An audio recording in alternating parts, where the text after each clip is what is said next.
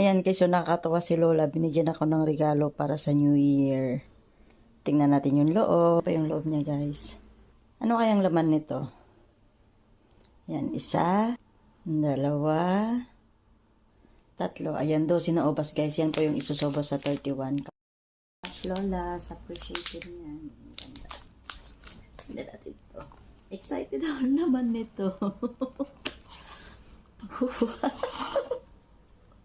O, diba? Nakakatuwa. O, susot ko daw sa gabi ng 31 kasi ang swerteng kulay ngayon is pula. Kaya binilan niya ako ng pula.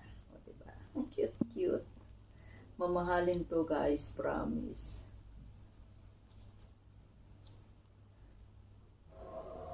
Tinanggal niya yung presyo, pero pamamahalin to.